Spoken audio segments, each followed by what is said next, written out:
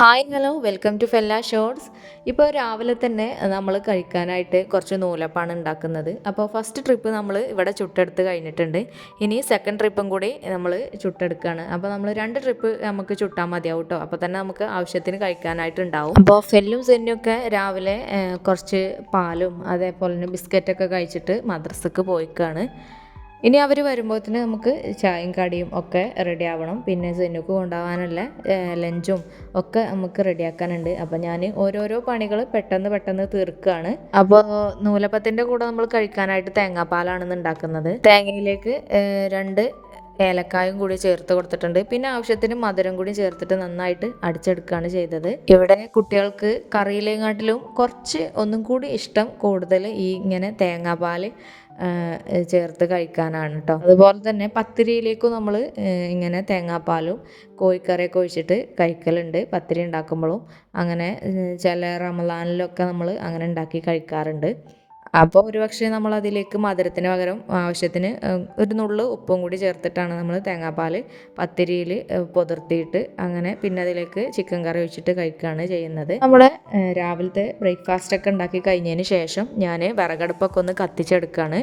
ആദ്യം തന്നെ ആദ്യത്തെ വെണ്ണൂറൊക്കെ ഒന്ന് വാരി എടുത്തിട്ടുണ്ട്.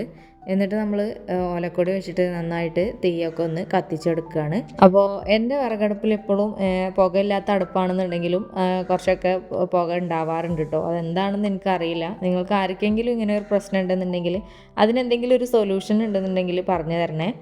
പുകക്കോയിലൊക്കെ നമ്മൾ ഇടയ്ക്കിടയ്ക്ക് ക്ലീൻ ചെയ്യാറൊക്കെ ഉണ്ട്. എന്താണ് ഇതിൻ്റെ അവസ്ഥ എന്ന്, എന്താണ് ഇതിൻ്റെ റിയാലിറ്റി എന്ന് ഇപ്പോഴും എനിക്ക് അറിയില്ല. എന്താണെന്ന് അറിയില്ല, എന്താണ് സംഭവിക്കണമെന്ന് അറിയണില്ല.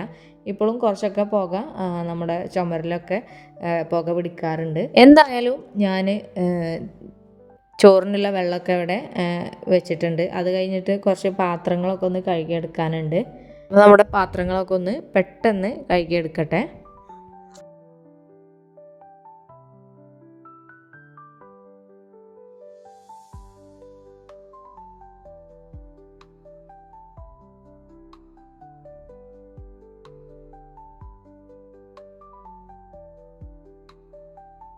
അങ്ങനെ പാത്രം കഴുകലൊക്കെ കഴിഞ്ഞതിന് ശേഷം ഞാൻ എൻ്റെ കൗണ്ടർ ടോപ്പും കൂടി ഒന്ന് തുടച്ച് വൃത്തിയാക്കി എടുക്കുകയാണ്. അപ്പോഴത്തേക്കും അത് കഴിഞ്ഞപ്പോഴത്തേക്കും നമ്മുടെ ചോറിനുള്ള വെള്ളം വെച്ചത് നന്നായിട്ട് വെള്ളമൊക്കെ കാഞ്ഞ് വന്നിട്ടുണ്ടായിരുന്നു. അപ്പോൾ അതിലേക്ക് അരിയിട്ട് കൊടുക്കുകയാണ്. അത് കഴിഞ്ഞ് നമ്മൾ നേരെ മുറ്റത്തോട്ട് ഇറങ്ങി. അപ്പോൾ ചോറ് അവിടെ കിടന്ന് വേകട്ടെ.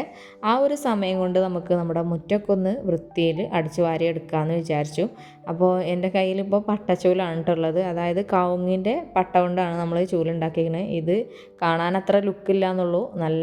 നല്ല ഉഷാറാണ്. കാരണം പെർഫെക്റ്റായിട്ട് നമ്മളെ മുറ്റത്തുള്ള പൊടിയും ചെറിയ പൊടിയും തരിയും ഒക്കെ ഇതിൽ നമ്മൾ അടിച്ചു വാരിയാൽ നല്ല നീറ്റായിട്ട് കിട്ടും. മണ്ണിൽ അടിച്ചു വാരുന്നതിനെക്കാട്ടിലും കുറച്ചും കൂടിയും സുഖം ഇതേപോലെ കട്ട വിരിച്ചതുമ്മിൽ അടിച്ചു വാരാനാണ്. അങ്ങനെ മുറ്റമടിക്കലൊക്കെ കഴിഞ്ഞ് അകത്തേക്ക് വന്ന് അപ്പോൾ ഫ്രിഡ്ജ് തുറന്നപ്പോൾ 2 പേരക്ക ഇരിപ്പുണ്ടായിരുന്നു. അപ്പോൾ അതൊക്കെ ഒന്ന് തൊലി കളഞ്ഞ് ചെത്തിയെടുക്കുകയാണ്. അതൊക്കെ ഒന്ന് കട്ട് ചെയ്തിട്ട് പാലും കൂടി ചേർത്തിട്ട് ഇതൊന്ന് അടിച്ചെടുക്കുകയാണ് ചെയ്യുന്നത്. അപ്പോൾ കുട്ടികളൊക്കെ മദ്രസ വിട്ട് വരാനുള്ള സമയം കൂടിയായി. ഏകദേശം ഒരു 9 മണി ഒക്കെ ആവാറായി. അപ്പോൾ അവർ മദ്രസയിലത്തെ വണ്ടി വരാനുള്ള ഒരു ടൈമൊക്കെ ആയിട്ടുണ്ട് കേട്ടോ. അപ്പോൾ നമ്മൾ ബ്രേക്ക്ഫാസ്റ്റൊക്കെ കഴിച്ചതിന് ശേഷമാണ് നമ്മൾ മുറ്റടിച്ചാറാനൊക്കെ ആയിട്ട് ഇറങ്ങിയത്.